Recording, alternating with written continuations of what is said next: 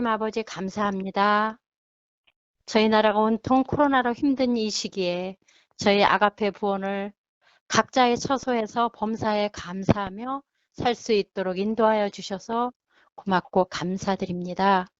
저희 아가페가 늘 말씀 앞에 정직하게 서게 하여 주시고 하나님을 기쁘시게 하기를 원하며 하나님의 성품을 찬양하는 아가페가 되기를 기도합니다.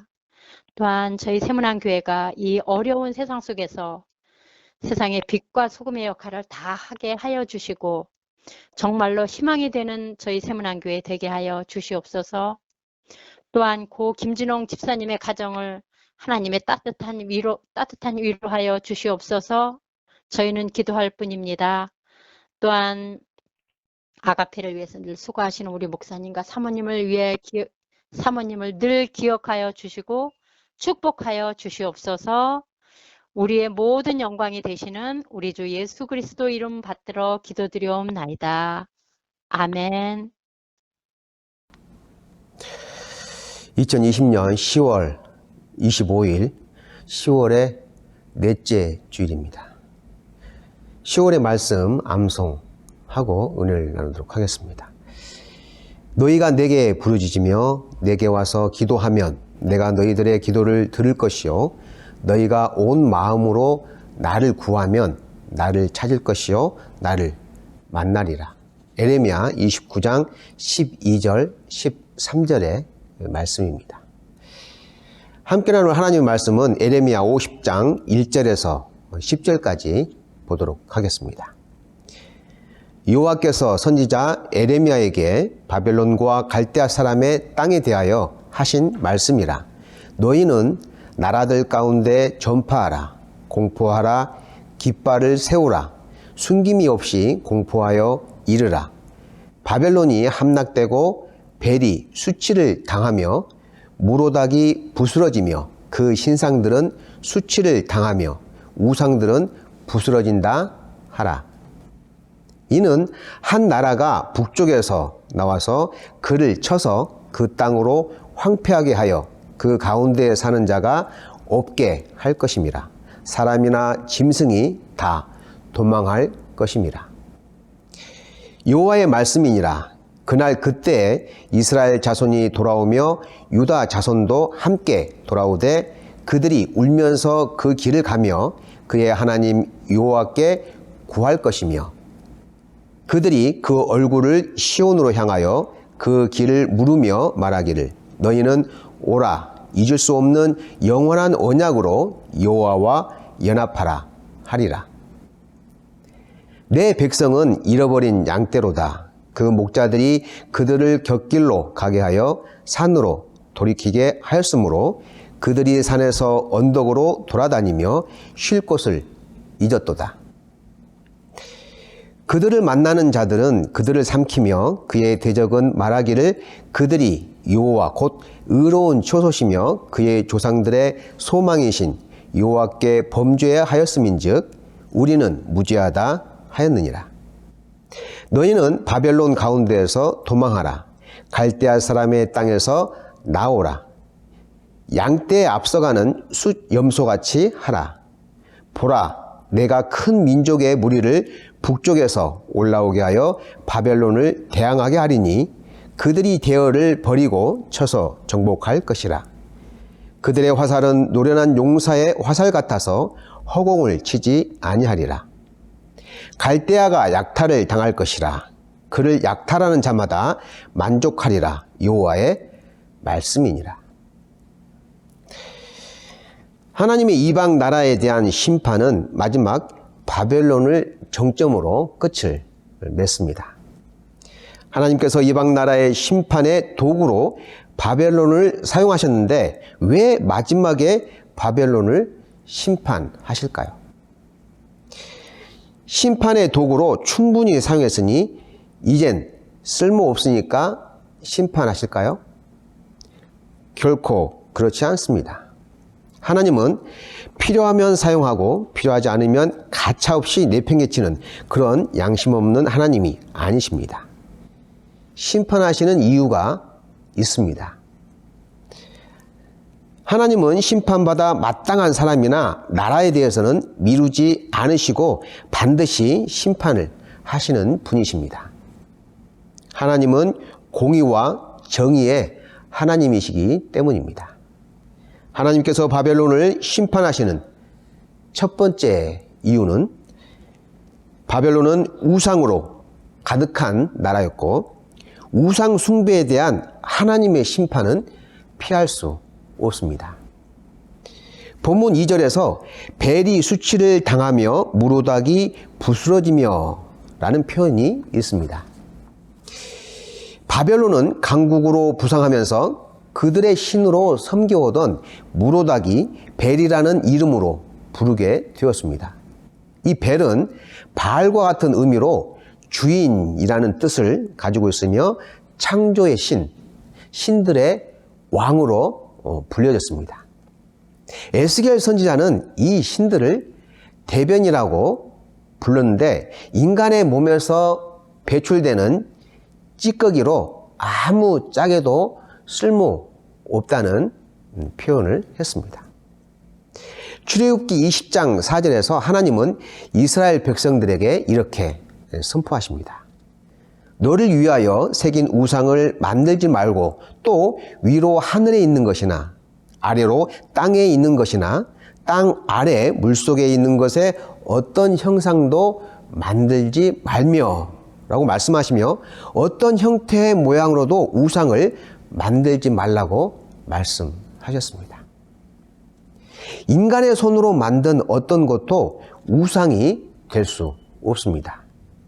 그것은 살아 움직이는 것도 아니고 숨을 쉬지도 않는 차가운 물체에 불과하기 때문입니다.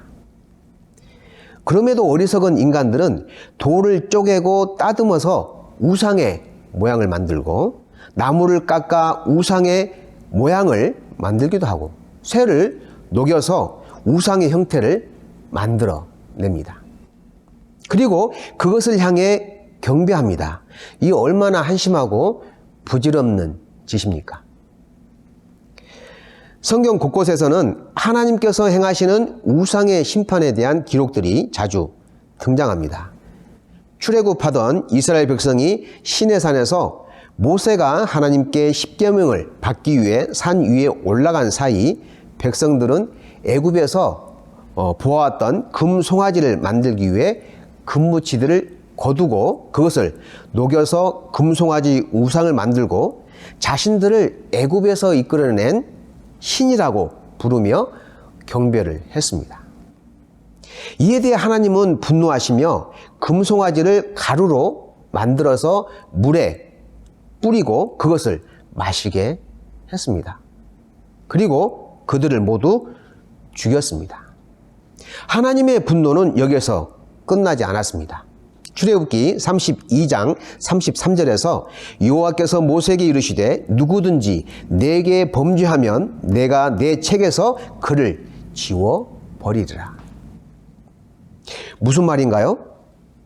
하나님이 아닌 다른 어떤 것도 경배의 대상이 될 수 없다는 것과 만약 우상 앞에 절하며 경배하는 자는 하나님의 생명책에서 그 이름을 지워버리겠다고 하신 것입니다. 다시 말하면 구원의 대상에서 제외시키겠다는 것입니다. 솔로몬 왕을 끝으로 단일 왕국이 남과 북으로 갈라지고 분열 왕국으로 바뀌면서 북쪽에 10개 지파가 형성되며 여로보암이 통치를 하고 남유다는 2개 지파, 유다와 베냐민 지파로 나뉘면서 제사를 지내는 성전이 남유다 땅 예루살렘에 있다 보니 북이스라엘 사람들이 제사를 지내기 위해 남유다 예루살렘으로 절기 때마다 계속해서 내려왔습니다. 이것을 못마땅하게 여긴 북이스라엘 왕 여로보암은 남유다 예루살렘에 가지 않고 북이스라엘 지역에서도 제사를 지낼 수 있도록 베델과 단에 금송아지를 만들어 놓고 분향하며 제사를 지내게 했습니다. 하나님은 북이스라엘을 심판하셨습니다. BC 722년 아수르가 쳐들어왔고 호세아 왕을 끝으로 멸망을 당하게 되었는데 북이스라엘은 역사에서 그 흔적도 없이 사라졌습니다. 하나님은 하나님 외에 하나님보다 더 높이 경배하며 섬기는 그 어떤 것도 용납하지 않으십니다. 하나님은 질투하시는 분이시며 우상을 숭배하는 행위에 대해서는 용서하지 않고 심판하시는 분이십니다.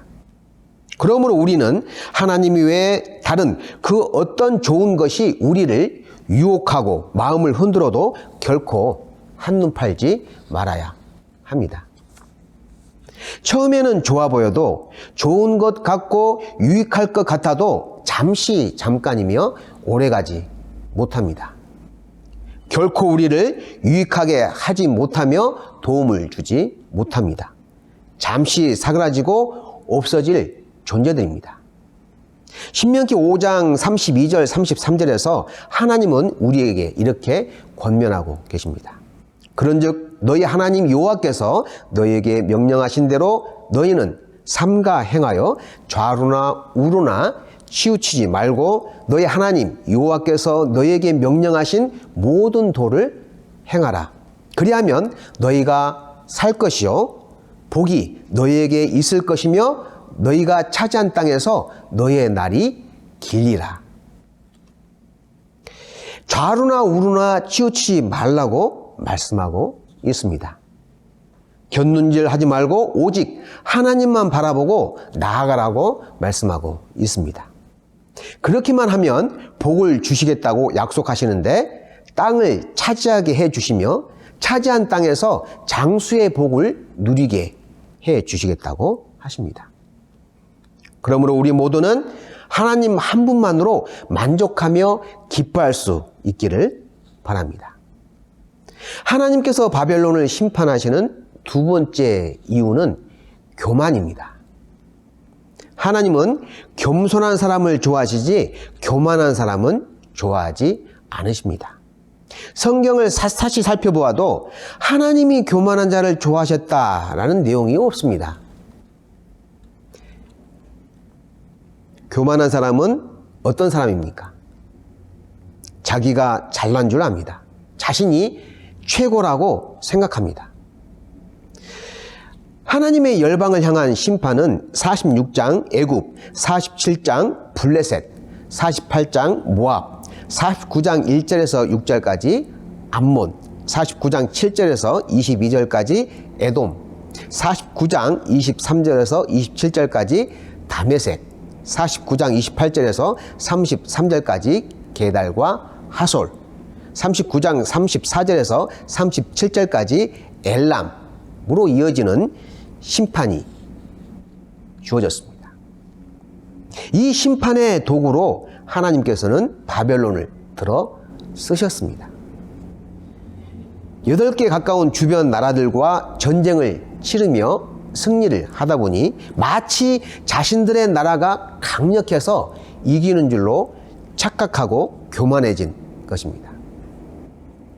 교만으로 눈이 가리워져 하나님을 인식하지 못한 것입니다. 교만은 분별력을 잃게 합니다. 디모데전서 6장 3절에서 5절에는 교만에 관한 내용이 소개되고 있습니다.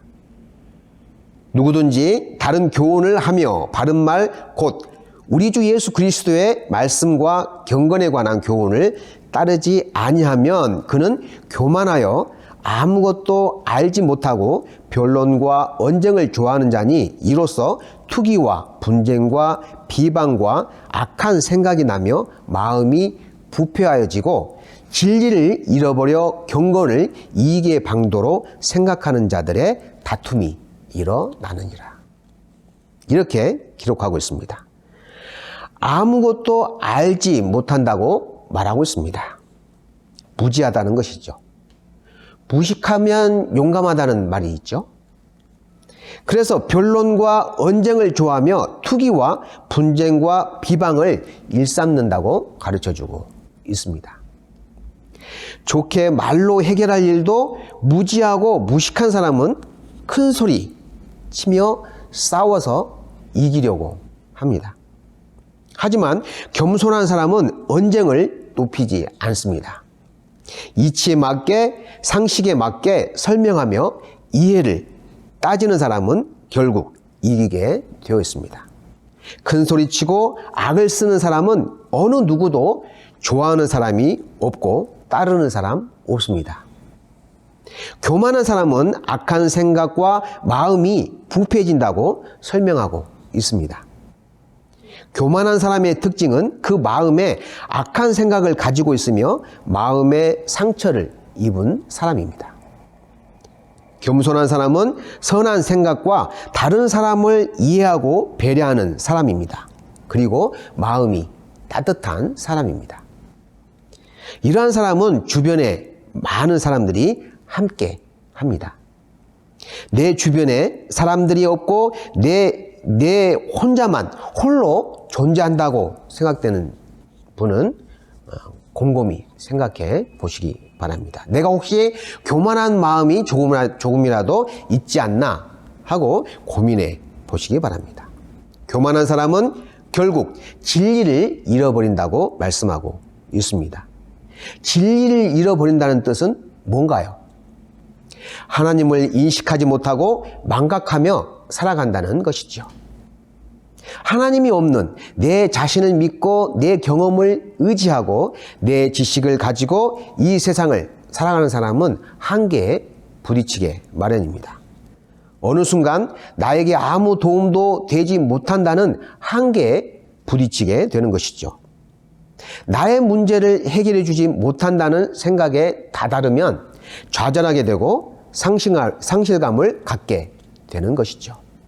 그러므로 진리 되시는 하나님을 인식하고 그분의 도우심을 간구하며 이끄심에 나의 모든 것을 맡기는 지혜로운 삶을 선택하시기를 바랍니다. 마지막 세 번째는 이스라엘의 회복을 제시하고 있습니다. 악인의 멸망과 함께 하나님의 택한 백성에 대한 구원과 상처의 치유 그리고 회복으로 연결됩니다. 3절에서 한 나라가 북쪽에서 라고 표현하고 있는데 그 북쪽은 바사, 페르시아에 의해 바벨론은 멸망하게 되고 유다 백성은 고향 예루살렘으로 돌아갈 것을 암시하고 있습니다. 5절에서 영원한 언약으로 여호와와 연합하라 라고 말씀하고 있습니다. 영원한 언약은 일찍이 하나님께서 아브라함과 맺었던 그 언약을 잊지 않으시고 행하신 것입니다. 400여 년의 오랜 기간 동안 이스라엘 백성은 애굽의 노예로 고난과 역경 속에서 살아갈 수밖에 없었습니다. 하나님은 택한 백성 이스라엘을 그냥 나 몰라라 방치하지 않으셨습니다.